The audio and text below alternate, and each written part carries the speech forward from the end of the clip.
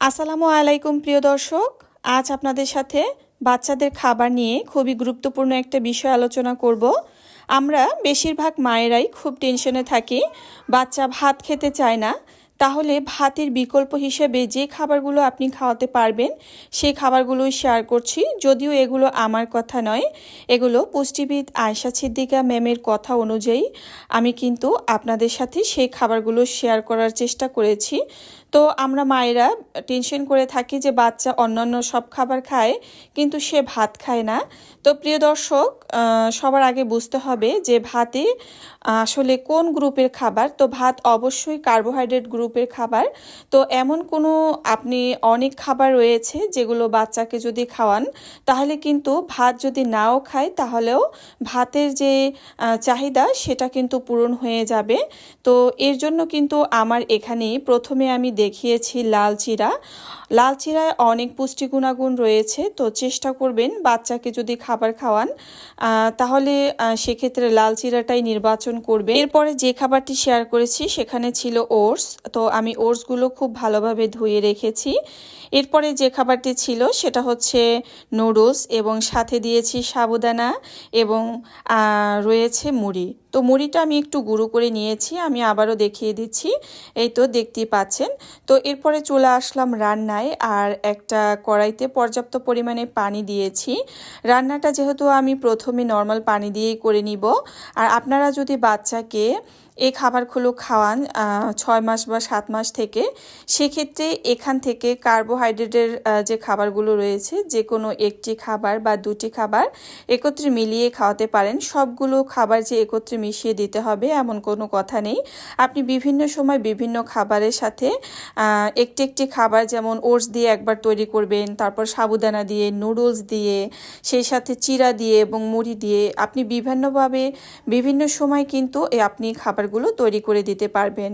প্রিয় দর্শক, এখানে আরও একটি কথা হচ্ছে, বাচ্চাকে শুধু কার্বোহাইড্রেট খাওয়ালেই হবে না, কার্বোহাইড্রেট বাচ্চার খাবারে অবশ্যই রাখতে হবে।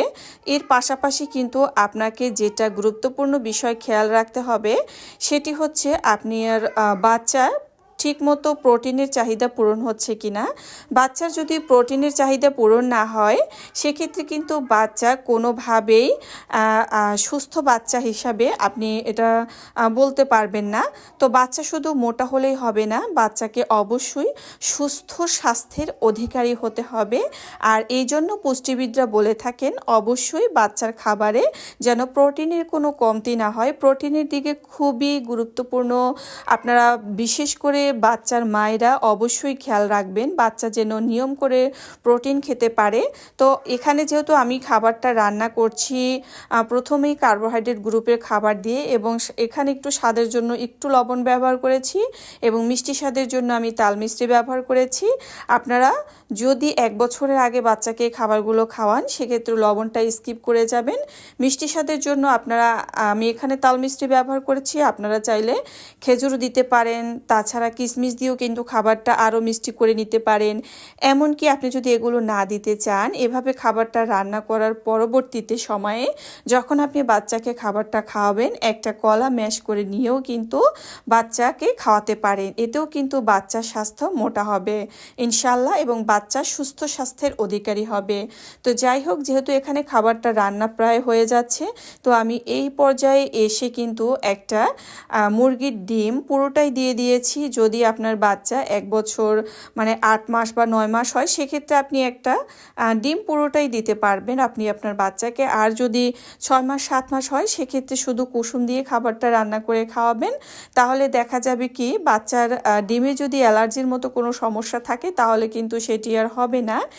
আর প্রোটিনের অন্যতম ভালো উৎস হচ্ছে দুধ, যেটা বাচ্চার খাবারে অবশ্যই রাখতে হবে।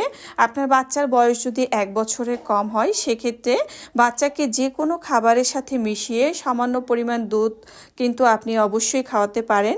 আর বাচ্চাকে যদি এখনও দুধ খাওয়ানো শুরু করেননি এমন যদি হয়ে থাকে সেক্ষেত্রে খাবারটা রান্না করার শেষে একটু ফর্মুলা দুধ মিশিয়ে, তবে আপনি যে রান্নাটা করেছেন পুরো রান্নাতে ফর্মুলা দুধ মিশাতে যাবেন না।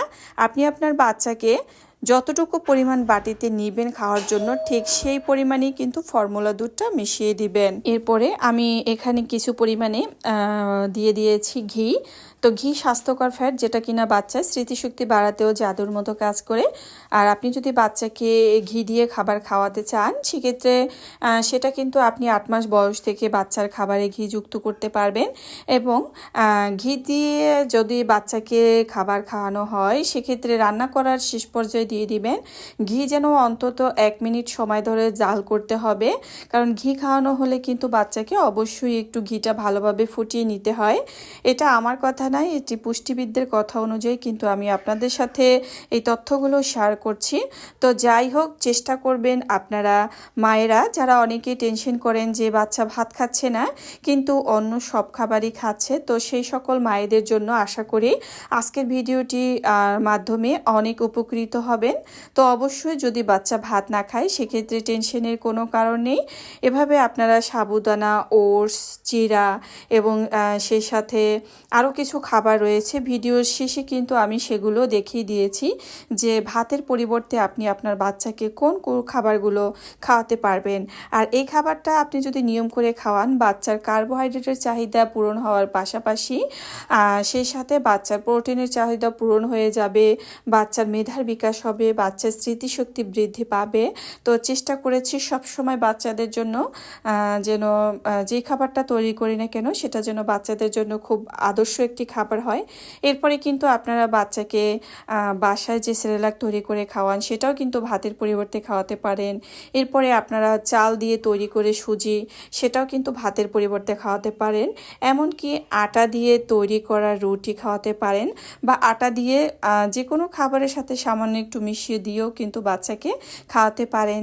এছাড়া আপনারা আটা দিয়ে বাসায় তৈরি বিভিন্ন ধরনের বিস্কুটও কিন্তু বাচ্চাকে খাওয়াতে পারেন। প্রিয় দর্শক, আজকের পর থেকে আর কোনো টেনশন নেই, বাচ্চা ভাত না খেলেও সমস্যা নেই, এই খাবারগুলো খাওয়াবেন।